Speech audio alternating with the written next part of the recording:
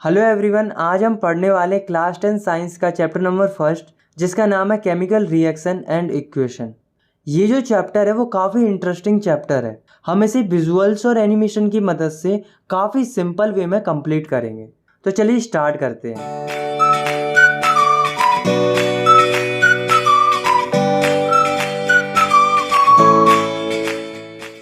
तो हमारी daily life में हमें हमारे आसपास कई सारे चेंजेस देखने को मिलते हैं, जिसमें से कुछ चेंजेस फिजिकल होते हैं और कुछ चेंजेस केमिकल होते हैं।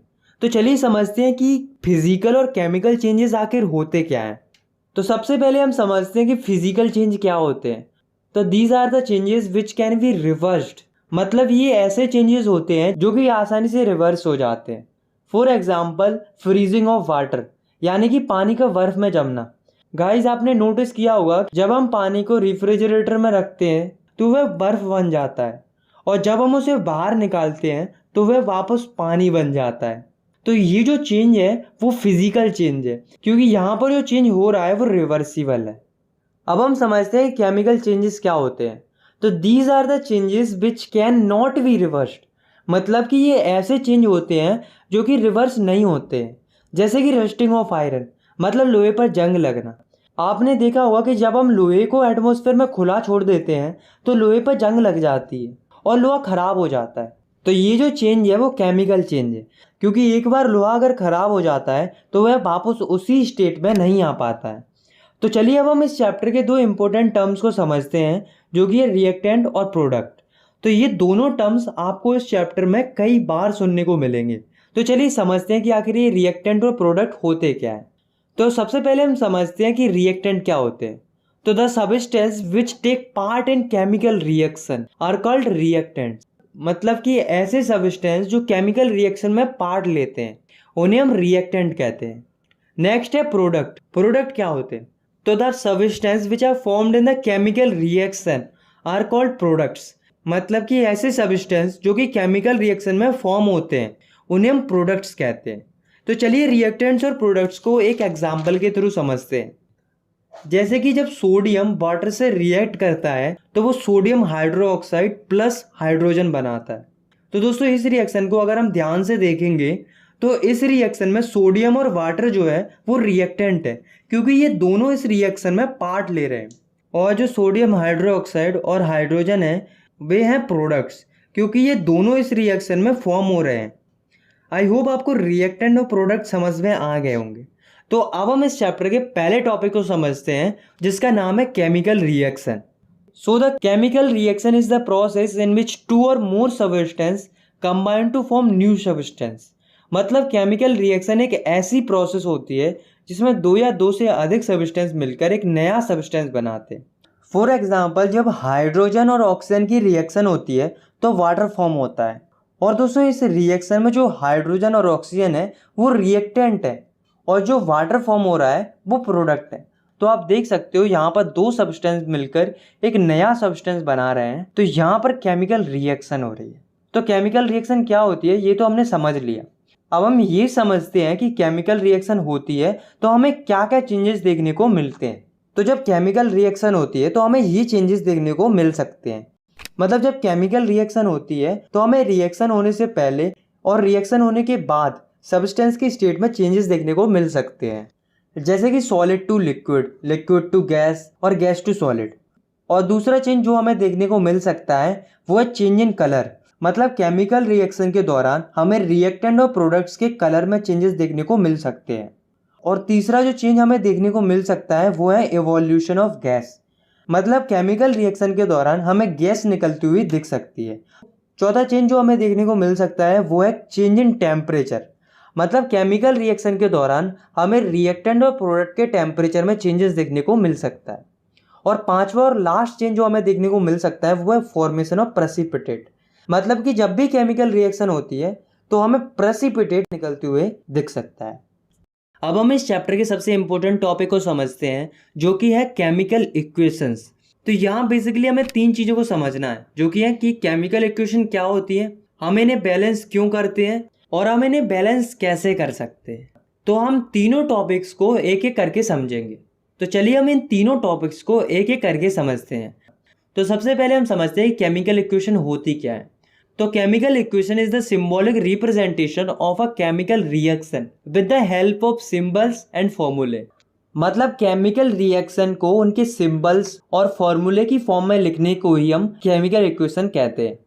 फॉर एग्जाम्पल मीथेन और ऑक्सीजन जब रिएक्शन करते हैं तो वो carbon dioxide plus water form करते हैं। तो आपने देखा कि इस रिएक्शन को फॉर्मूले और सिंबल्स की फॉर्म में हमने कैसे रिप्रेजेंट कर दिए, और इसी रिप्रेजेंटेशन को हम केमिकल इक्वेशन कहते हैं। तो चलिए अब हम ये जानते हैं कि किसी भी केमिकल इक्वेशन को लिखते कैसे हैं। तो किसी भी केमिकल इक्वेशन में जो रिएक्टेंट होते हैं उन्हें हम लेफ्ट हैंड साइड पर लिखते हैं, और जो प्रोडक्ट होते हैं उन्हें हम राइट हैंड साइड पर लिखते हैं, जैसा कि आप इस रिएक्शन में देख सकते हो। तो चलिए अब हम आगे बढ़ते हैं और समझते हैं कि बैलेंस्ड केमिकल इक्वेशन क्या होती है। तो बैलेंस्ड केमिकल इक्वेशन वो इक्वेशन होती हैं जिनमें रिएक्टेंट और प्रोडक्ट्स के एलिमेंट्स के अंदर एटम का नंबर सेम होता है। तो चलिए अब हम ये समझते हैं why do we need to balance chemical equation. मतलब हमें केमिकल इक्वेशन को बैलेंस करने की ज़रूरत क्यों पड़ती है। तो हमें केमिकल इक्वेशन को बैलेंस करने की ज़रूरत इसलिए पड़ती है क्योंकि according to law of conservation of mass can neither be created or nor be destroyed during a chemical reaction. मतलब किसी भी केमिकल रिएक्शन में मास को ना ही क्रिएट किया जा सकता है और ना ही डिस्ट्रॉय किया जा सकता है। तो इसका मतलब तो ये हुआ कि रिएक्टेंट और प्रोडक्ट दोनों का जो मास है वो इक्वल होना चाहिए, और ऐसा तो तब होगा जब रिएक्टेंट्स और प्रोडक्ट के एलिमेंट्स के अंदर एटम का नंबर सेम हो, क्योंकि अगर ऐसा नहीं होगा तो law of conservation of mass apply ही नहीं होगा। तो अब हमने ये तो जान लिया कि केमिकल इक्वेशन को बैलेंस क्यों करते हैं। तो अब हम ये समझते हैं कि how to balance a chemical equation. मतलब कि हम केमिकल इक्वेशन को बैलेंस कैसे करते हैं। तो केमिकल इक्वेशन को बैलेंस करने का कोई स्पेसिफिक मेथड तो है नहीं, इसे हम हिट एंड ट्रायल मेथड से बैलेंस करते हैं। तो चलिए अब हम कुछ रिएक्शन को बैलेंस करके बैलेंसिंग को सीखते हैं। तो सबसे पहले हम एक रिएक्शन को बैलेंस करते हैं जिसमें Fe यानी कि आयरन और वाटर जो है वो मिलकर आयरन ऑक्साइड और हाइड्रोजन बना रहे हैं। तो इस रिएक्शन को अगर हम ध्यान से देखते हैं तो इस रिएक्शन में रिएक्टेंट और प्रोडक्ट्स के अंदर एटम का नंबर सेम नहीं है, और ये रिएक्शन अनबैलेंस्ड है। अब हमें किसी भी तरह से इस रिएक्शन के रिएक्टेंट और प्रोडक्ट में एटम का नंबर सेम करना है और रिएक्शन को बैलेंस करना है। आपको ये बात याद रखना है, किसी भी केमिकल इक्वेशन में हमें जो चेंज करना होता है तो हम हर एक एलिमेंट या कंपाउंड को ब्रैकेट में बंद कर देते हैं, और जो कुछ भी मल्टीप्लाई या कोई भी चेंज करते हैं वो पूरे ब्रैकेट पर होता है, ना कि कोई पर्टिकुलर एलिमेंट पर। तो चलिए अब हम इस रिएक्शन को बैलेंस करते हैं। तो सबसे पहले हम एक टेबल बना लेते हैं जिसमें एक कॉलम में एलिमेंट का नाम और अगले कॉलम में रिएक्टेंट के एटम का नंबर और उससे अगले कॉलम में प्रोडक्ट के एटम का नंबर लिख लेते हैं। तो हम इस रिएक्शन के सभी एलिमेंट्स को एक एक करके बैलेंस कर लेते हैं। तो सबसे पहले हम देखते हैं आयरन को। तो आयरन के रिएक्टेंट में 1 और प्रोडक्ट में 3 एटम है। तो अब हमें ये देखना है कि हम किस तरह से आयरन के रिएक्टेंट और प्रोडक्ट में एटम का नंबर सेम कर सकते हैं। तो अगर हम रिएक्टेंट के आयरन जिसमें कि 1 एटम है उसमें 3 का मल्टीप्लाई कर दें तो रिएक्टेंट और प्रोडक्ट दोनों में एटम का नंबर सेम हो जाएगा और आयरन बैलेंस हो जाएगा। अब हम हाइड्रोजन को देखते हैं। तो हाइड्रोजन के रिएक्टेंट और प्रोडक्ट में पहले से ही 2 एटम है और ये तो पहले से ही बैलेंस्ड है। तो अब हम बैलेंस करते हैं ऑक्सीजन को। तो ऑक्सीजन के रिएक्टेंट में 1 और प्रोडक्ट में 4 एटम है। तो अगर हम रिएक्टेंट के ऑक्सीजन में 4 का मल्टीप्लाई कर देते हैं तो ऑक्सीजन बैलेंस हो जाएगा। लेकिन अगर हम देखें तो रिएक्टेंट में ऑक्सीजन अकेला नहीं है, वो पूरे कंपाउंड की फॉर्म में है, और जब 4 का मल्टीप्लाई करेंगे तो वो पूरे कंपाउंड पर होगा, जिसके कारण हमारा ऑक्सीजन तो बैलेंस हो जाएगा। लेकिन हाइड्रोजन जो पहले से बैलेंस था वो 4 का मल्टीप्लाई करने पर अनबैलेंस हो जाएगा और हाइड्रोजन के रिएक्टेंट में 8 एटम हो जाएंगे और प्रोडक्ट में रह जाएंगे 2 एटम। तो अगर हम प्रोडक्ट के हाइड्रोजन जिसमें 2 एटम है उसमें 4 का मल्टीप्लाई और कर देते हैं तो हाइड्रोजन भी बैलेंस हो जाएगा और दोनों रिएक्टेंट और प्रोडक्ट में 8-8 एटम हो जाएंगे। तो आप देख सकते हो कि इसी के साथ हमारी पूरी केमिकल इक्वेशन बैलेंस हो चुकी है। तो चलिए अब हम इस रिएक्शन को बैलेंस्ड तरीके से लिख लेते हैं। तो 3Fe + 4H2O gives Fe3O4 + 4H2O। तो ये तो थी थोड़ी कॉम्प्लिकेटेड रिएक्शन। अब हम देखते हैं कि हम सिंपल और छोटी केमिकल रिएक्शन को कैसे बैलेंस कर सकते हैं। तो हम कोई भी सिंपल और छोटी सी रिएक्शन लेते हैं, जैसे कि फॉर्मेशन ऑफ वाटर यानी कि पानी का बनना। तो हाइड्रोजन प्लस ऑक्सीजन मिलके पानी बनाते हैं, ये तो हम सभी लोग जानते हैं।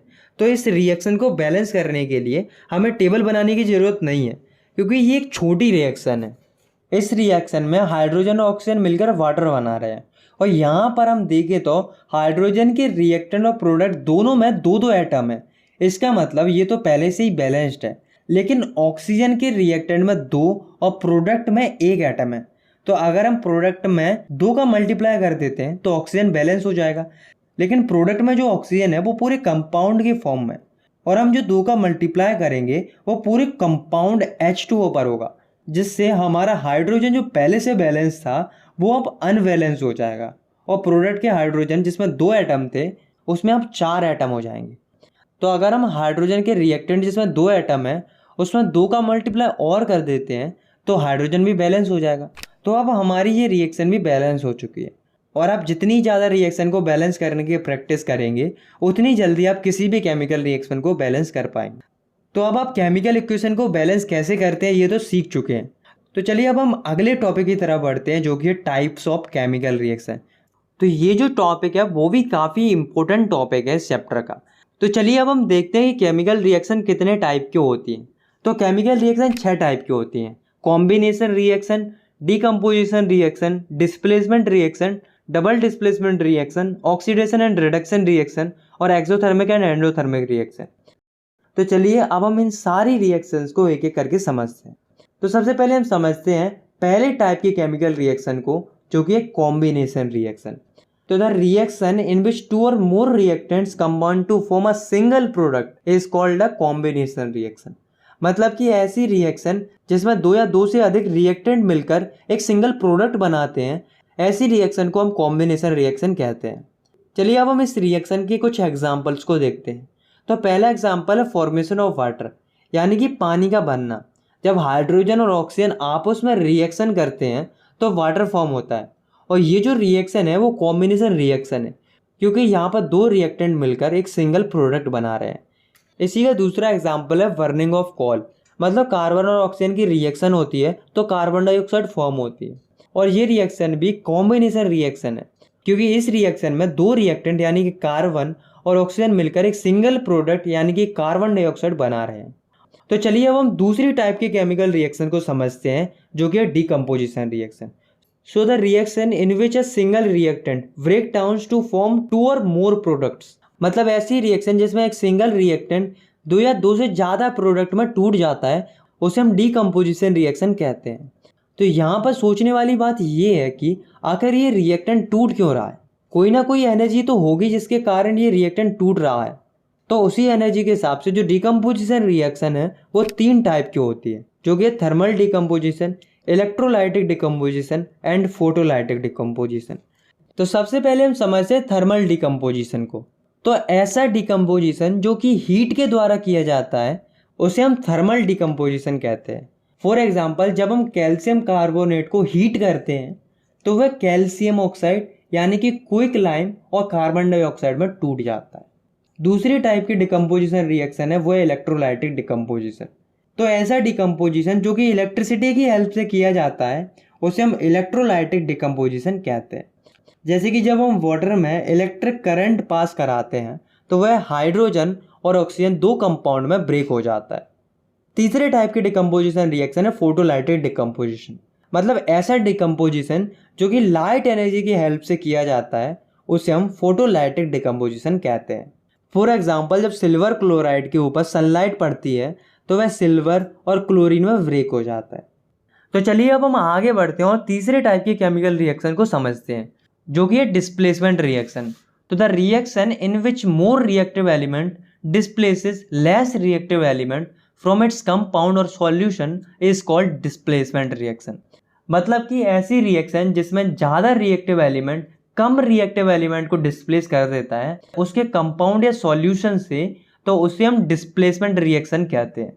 चलिए हम डिस्प्लेसमेंट रिएक्शन का एक एग्जांपल देखते हैं। तो जब जिंक और कॉपर सल्फाइड की रिएक्शन होती है तो जिंक जो होता है वो ज़्यादा रिएक्टिव होने के कारण कॉपर को डिस्प्लेस कर देता है और जिंक सल्फाइड बना लेता है, और कॉपर जो है वो अलग हो जाता है। चौथे टाइप की केमिकल रिएक्शन है डबल डिस्प्लेसमेंट रिएक्शन। तो the reaction in which 2 different ions और group of atom in the reactant molecules are displaced by each other is called double displacement reaction। मतलब ऐसी रिएक्शन जिसमें दो अलग अलग आयंस और एटम के ग्रुप रिएक्टेंट के मॉलिक्यूल में एक दूसरे के द्वारा डिस्प्लेस किए जाएं, तो ऐसी रिएक्शन को हम डबल डिस्प्लेसमेंट रिएक्शन कहते हैं। फॉर एग्जांपल, जब सिल्वर नाइट्रेट और सोडियम ब्रोमाइड की रिएक्शन होती है तो सोडियम जो है वो ज़्यादा रिएक्टिव होने के कारण सिल्वर की जगह ले लेता है, और जो सिल्वर जो है वो सोडियम की जगह ले लेता है, और इसके कारण जो कंपाउंड फॉर्म होते हैं वो है सिल्वर ब्रोमाइड और सोडियम नाइट्रेट। तो अब हम समझते हैं पांचवी टाइप की केमिकल रिएक्शन को, जो कि है ऑक्सीडेशन एंड रिडक्शन रिएक्शन। तो चलिए अब हम एक एक करके इन दोनों रिएक्शन को समझते हैं। तो सबसे पहले हम समझते हैं ऑक्सीडेशन रिएक्शन को। तो oxidation can be defined as the process in which oxygen is added to a substance, और the process in which hydrogen is removed from a substance, और the process in which substance loses electron. मतलब कि oxidation एक ऐसी process होती है जिसमें कि किसी भी सब्सटेंस पर ऑक्सीजन ऐड हो रहा हो, या फिर किसी भी सब्सटेंस से हाइड्रोजन रिमूव हो रहा है, या किसी भी सब्सटेंस से इलेक्ट्रॉन्स लूज हो रहे हैं, ये होती है ऑक्सीडेशन। तो चलिए अब हम ऑक्सीडेशन के कुछ एग्जाम्पल को देखते हैं। तो जब हम कॉपर और ऑक्सीजन को हीट करते हैं तो कॉपर ऑक्साइड फॉर्म होती है, और ये रिएक्शन ऑक्सीडेशन रिएक्शन है, क्योंकि यहाँ पर जो ऑक्सीजन है वो कॉपर में ऐड हो रहा है। और जब हाइड्रोजन सल्फाइड और ऑक्सीजन की रिएक्शन होती है तो वाटर फॉर्म होता है और सल्फर फॉर्म होता है। तो ये रिएक्शन भी ऑक्सीडेशन रिएक्शन है, क्योंकि यहाँ पर हाइड्रोजन जो है वो हाइड्रोजन सल्फाइड से रिमूव हो रहा है। और ये एक और रिएक्शन है जिसमें जिंक में से 2 इलेक्ट्रॉन लॉस हो रहे हैं, तो ये भी ऑक्सीडेशन रिएक्शन है, क्योंकि यहाँ पर इलेक्ट्रॉन लूज हो रहे हैं। तो चलिए अब हम समझते हैं कि रिडक्शन रिएक्शन क्या होती है। तो ये जो रिएक्शन होती है वो ऑक्सीडेशन रिएक्शन की बिल्कुल अपोजिट होती है। तो reduction reaction can be defined as the process in which oxygen is removed from a substance, और the process in which hydrogen is added to a substance, और the process in which substance gain electrons. मतलब कि reduction एक ऐसी process होती है जिसमें किसी भी सब्सटेंस से ऑक्सीजन रिमूव हो रहा हो, या फिर किसी भी सब्सटेंस पर हाइड्रोजन ऐड हो रहा हो, या फिर किसी भी सब्सटेंस में इलेक्ट्रॉन ऐड हो रहा हो। फॉर एग्जाम्पल, जब पोटेशियम क्लोरेट वो पोटेशियम क्लोराइड और ऑक्सीजन में टूट जाता है तो वो रिएक्शन होती है रिडक्शन रिएक्शन, क्योंकि यहाँ पर ऑक्सीजन रिमूव हो रहा है। और जब सोडियम और हाइड्रोजन ऐड होते हैं तो वो सोडियम हाइड्रोक्साइड फॉर्म करते हैं, और ये भी एक रिडक्शन रिएक्शन है, क्योंकि यहाँ पर हाइड्रोजन जो है वो ऐड हो रहा है। और ये एक और रिएक्शन है जिसमें जिंक जो है उस पर 2 इलेक्ट्रॉन ऐड हो रहे हैं, तो ये भी एक रिडक्शन रिएक्शन है, क्योंकि इसमें इलेक्ट्रॉन ऐड हो रहे हैं। दोस्तों, आपको एक बात याद रखनी है कि जब भी किसी भी सब्सटेंस का ऑक्सीडेशन होता है तो उस सब्सटेंस को हम ऑक्सीडाइज्ड कहते हैं, और जब किसी भी सब्सटेंस का रिडक्शन होता है तो उस सब्सटेंस को हम रिड्यूस्ड कहते हैं। तो चलिए अब हम समझते हैं एक बहुत ही इंपॉर्टेंट केमिकल रिएक्शन को, जो कि है रेडॉक्स रिएक्शन। तो the reaction in which oxidation and reduction take place simultaneously are called redox reaction. मतलब कि ऐसी रिएक्शन जिसमें ऑक्सीडेशन और रिडक्शन एक साथ देखने को मिलते हैं, तो ऐसे रिएक्शन को हम रेडॉक्स रिएक्शन कहते हैं। फॉर एग्जाम्पल, कॉपर ऑक्साइड और हाइड्रोजन की रिएक्शन होती है तो कॉपर और वाटर फॉर्म होता है, और ये जो रिएक्शन है वो रेडॉक्स रिएक्शन है, क्योंकि इसमें कॉपर ऑक्साइड जो फॉर्म हो रहा है वो कॉपर में रिड्यूस हो रहा है, और यहाँ पर रिडक्शन रिएक्शन हो रही है। और जो हाइड्रोजन है वो वाटर में ऑक्सीडाइज हो रहा है, और यहाँ पर हो रही है ऑक्सीडेशन रिएक्शन। तो इस रिएक्शन को हम रेडॉक्स रिएक्शन कह सकते हैं। तो अब हम आखिरी और छठवीं टाइप की केमिकल रिएक्शन को समझते हैं, जो कि है एक्सोथर्मिक एंड एंडोथर्मिक रिएक्शन। तो इन दोनों रिएक्शन को हम एक एक करके समझेंगे। तो पहले हम समझते हैं एक्सोथर्मिक रिएक्शन को। तो the reaction which are accomplished by evolution of heat are called exothermic reaction. मतलब ऐसी रिएक्शन जिसमें से हीट एनर्जी इवॉल्व होती है, तो उसे हम एक्सोथर्मिक रिएक्शन कहते हैं। For example, burning of natural gas.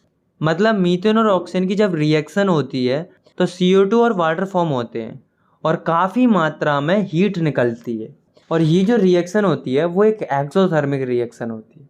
चलिए अब हम समझते हैं एंडोथर्मिक रिएक्शन को। तो the reaction which occur by the absorption of heat energy are called endothermic reaction. मतलब कि ऐसी रिएक्शन जिसमें हीट एनर्जी एब्जॉर्ब होती है उसे हम एंडोथर्मिक रिएक्शन कहते हैं। फॉर एग्जाम्पल, जब मर्क्यूरिक ऑक्साइड मरकरी और ऑक्सीजन में टूट जाता है तो काफ़ी मात्रा में हीट ऑब्जर्व होती है। और एक और बात मैं आपको बताता हूँ कि जो फोटोसिंथेसिस होती है वो एक एंडोथर्मिक रिएक्शन होती है। तो चलिए अब हम समझते हैं चैप्टर के आखिरी टॉपिक को, जो कि है effect of oxidation in our daily life. मतलब कि जो ऑक्सीडेशन होता है उसका हमारी डेली लाइफ पर क्या इफेक्ट पड़ता है। तो ऑक्सीडेशन के हमारी लाइफ में मेनली दो इफेक्ट देखने को मिलते हैं, जो कि कोरोजन और रेंसिडिटी। तो चलिए सबसे पहले हम समझते हैं कोरोजन को। तो the phenomenon due to which metals are slowly eaten away by the reaction of air, water and other chemical present in atmosphere is called corrosion. मतलब एक ऐसा फिनोमेना जिसमें जो मेटल होता है वो धीरे धीरे खराब हो जाता है जब वह एयर, वाटर या कोई और केमिकल के कांटेक्ट में थोड़े लंबे समय तक आ जाता है। जैसे कि black coating on silver and green coating on copper. मतलब सिल्वर पर जो ब्लैक कोटिंग आ जाती है और कॉपर पर जो ग्रीन कोटिंग आ जाती है, ये दोनों जो एग्जाम्पल है वो कोरोजन के एग्जाम्पल है।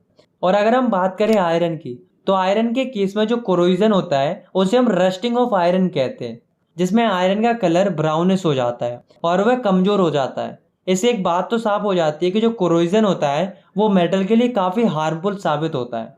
तो चलिए अब हम देखते हैं कि जो कोरोजन होता है उसके क्या क्या इफेक्ट पड़ते हैं।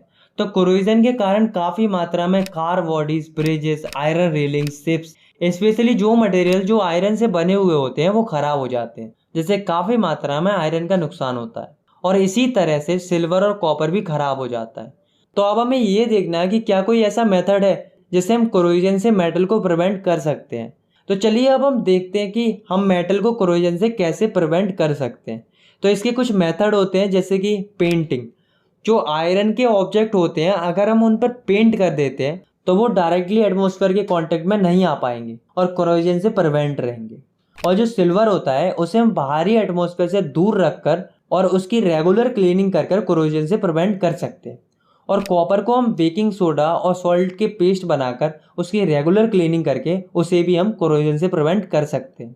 और एक और बहुत ज़रूरी बात जो आपको याद रखनी है वो है कि जो एल्यूमिनियम होता है उसके केस में कोरोजन हार्मफुल नहीं होता है, बल्कि फ़ायदेमंद होता है। तो चलिए अब हम देखते हैं ऑक्सीडेशन के दूसरे इफेक्ट को, यानी कि रेंसिडिटी को। तो आइए जानते हैं कि रेंसिडिटी क्या होती है। So it is the process of slow oxidation of oil and fat present in the food material. मतलब कि ये एक ऐसी प्रोसेस होती है जिससे जो फूड मटेरियल में ऑयल और फैट प्रेजेंट होता है उसका ऑक्सीडेशन हो जाता है, जिससे फूड का टेस्ट और उसकी स्मेल ख़राब हो जाती है। तो आपको ये तो पता चल गया होगा कि रेंसिडिटी के कारण जो फूड मटेरियल होते हैं वो ख़राब हो जाते हैं।